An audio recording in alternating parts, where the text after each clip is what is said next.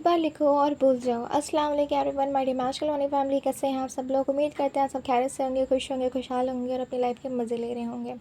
सो अगर आप उससे पर्सनल टैरो रीडिंग और लॉ ऑफ अट्रैक्शन सेशन लेना चाहते हैं, मुझे दिए गए नंबर पर मैसेज कर सकते हैं, जिससे आप बहुत आसानी से मेरी टीचिंग से अपनी ड्रीम लाइफ मैनिफेस्ट कर पाएंगे।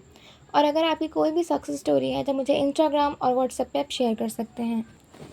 मैं हूँ आप सबकी मैजिकल सोना। मैं लॉ ऑफ अट्रैक्शन पे बात करती हूँ और टैरो रीडिंग करती हूँ। अल्हम्दुलिल्लाह मैं एक इंट्यूटिव टैरो कार्ड रीडर हूँ। ये तो मेरा इंट्रो हो गया। My dear magical one family, आज मैं आपको बताऊँगी कि एक बार लिखने से कैसे हर चीज़ मैनिफेस्ट हो जाती है। जितना आपको आसान लग रहा है ना my dear magical one family, ये उतना ही आसान है। जस्ट एक बार लिखो और भूल जाओ और आप अपनी मैनिफेस्टेशन को अपनी रियलिटी में, अपनी थ्री में होता हुआ देखोगे इन महा मैजिकल वे में। ठीक है। सिंपली आप ना कॉपी पेन उठा लो। ठीक है, मैं नोट्स बनाने को नहीं कह रही हूँ, मैं बता रही हूँ कि कैसे लिखना है आपको। ठीक है, सिंपली आपको कॉपी पेन उठा लेना है। हर चीज़ आपको प्रेजेंट में लिखना है। जैसे कि आपको मनी चाहिए तो आपको कहना है कि मेरे बैंक अकाउंट में 10 लाख रुपीज़ हैं।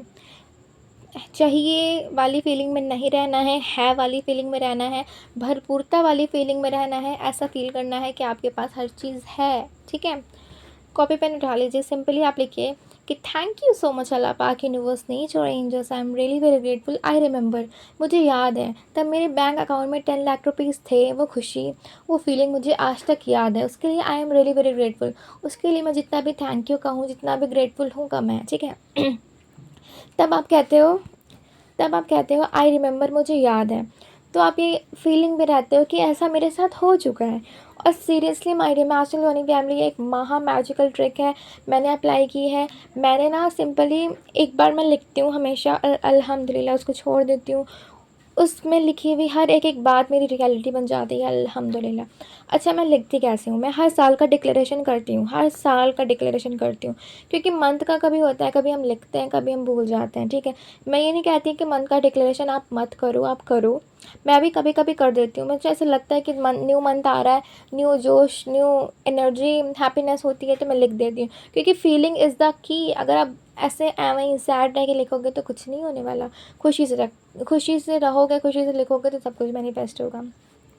सिंपली मैंने 31 दिसंबर को रात में 12 बजने में कुछ मिनट पहले, आई थिंक 1-1.5 घंटा पहले, मैंने अपने कॉपी पेन उठाई और मैंने लिख डाला। ठीक है, पहले तो मैंने ग्रैटिट्यूड दिया 25 को, फिर मैंने वेलकम किया 26 को। उसके बाद मैंने हर एक एक चीज़ इसी ट्रिक से कि आई रिमेंबर, मुझे याद है, मैंने लिख डाली।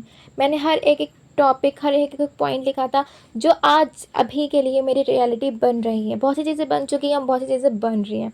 तो मुझे ऐसा लगा कि ये महा पावरफुल ट्रिक है, एक बार लिखने से और भूल जाने से सब कुछ हो जाता है। जो कि मैं उसको लिख के भूल गई थी, मैंने तब उसको दोबारा रीड किया तो मुझे पता चला कि इसमें से बहुत सारी मैनिफेस्टेशन जो है मेरी, वो पूरी हो गई हैं। बहुत सी पूरी हो गई हैं, बहुत सी ऑन द वे हैं। ठीक है, मुझे बहुत खुशी हुई कि मैंने कहा अच्छा, तब हम एनर्जेटिक, और ऐसा लगता है ना कि हमने लिखा और ऐसा ना हो तो ऐसा तो हो ही नहीं सकता। ये वाली फीलिंग होती है ना, तो वो चीज़ें बहुत जल्दी मैनिफेस्ट हो जाती हैं और 3D ट्रिगर भी नहीं करती। आप एक बार लिखोगे, भूल जाओगे तो वो बहुत अच्छा होगा। मैं नहीं कहती कि 5 5 2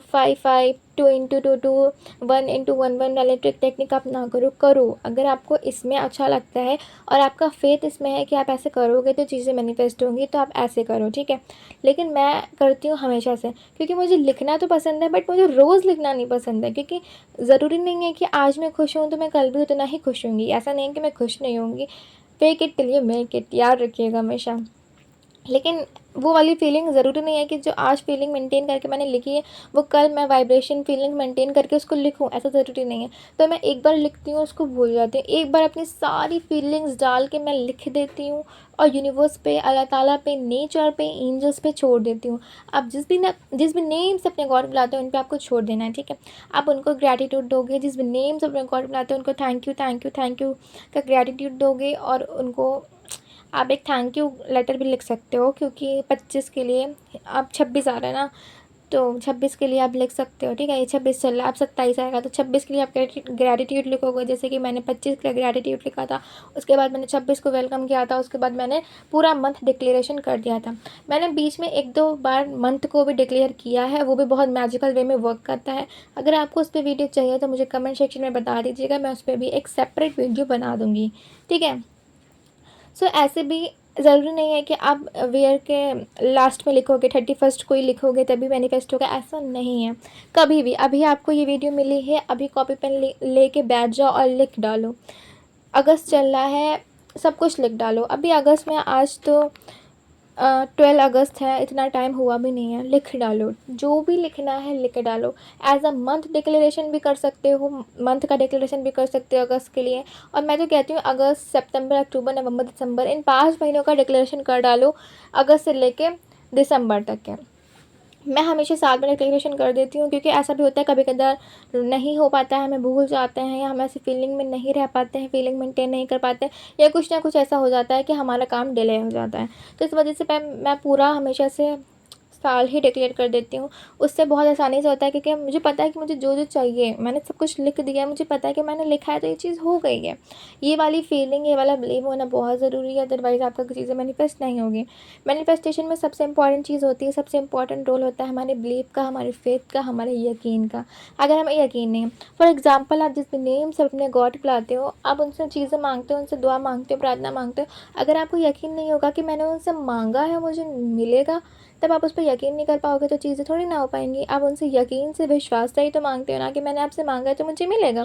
तो ये लॉ ऑफ अट्रैक्शन आपको, आपके यूनिवर्स ने, आप जिस भी नेम से अपने गॉड को बुलाते हैं, उन्हीं ने आपको एक ज़रिया दिया है जिससे आप हर चीज़ को मैनिफेस्ट कर सकते हैं। बट अपने रूट्स को मत भूलना, अपने रूट से कनेक्ट होके रहना। मैं हमेशा से ये एग्जांपल देती हूँ, हम एक पेड़ में पानी डाल रहे हैं ऊपर ऊपर से, तो ज़रूर है कि वो पेड़ शाइनी हो जाएगा, बहुत अच्छा दिखेगा, बट वो कुछ दिनों तक दिखेगा। अगर आप उसके रूट्स में वाटर नहीं डालोगे तो कुछ दिन बाद वो सूख जाएगा। लेकिन अगर आप उसके रूट्स में वाटर डालोगे तो वो और अच्छे से, बहुत ज़्यादा अच्छे से ग्रोथ करेगा। और ज़रूरी है कि अगर वो फ्लावर का प्लांट होगा तो उसमें फ्लावर आएंगे, और ज़रूरी है कि अगर वो फ्रूट का प्लांट होगा तो उसमें फ्रूट्स आएंगे। तो अपने ग्रैंड पेरेंट्स से, अपने पेरेंट्स से पूछो, अपने रिलीजन वाइज जो चीज़ें हैं वो करो, क्योंकि हर प्रॉब्लम का सोल्यूशन आपके रिलीजन में ही होता है। और साथ ही साथ आप लॉ ऑफ अट्रैक्शन को भी फॉलो करते जाओ, फिर देखोगे कैसे आपकी लाइफ में आसानी आ जाती हैं। लॉ ऑफ अट्रैक्शन कोई इतना टफ नहीं है, जस्ट 1-2 ट्रिक पकड़ लो। मैं नहीं कहती बहुत सारी चीज़ें, 1-2 चीज़ें पकड़ लो। Self love, gratitude, meditation. अगर तो आप ग्रैटिट्यूड जर्नल लिखना चाहते हो, रोज़ लिखने वाले पर्सन है, तो वो भी लिख सकते हो। अदरवाइज़ आप ग्रैटिट्यूड वॉक से भी अपना काम चला सकते हो। So thank you so much for watching our video. मिलते हैं अगली नेक्स्ट वीडियो में। जब तक कि खुश रहिए, खुशहाल रहिए, ब्लेसिंग लीजिए, अल्लाह हाफ़िज़।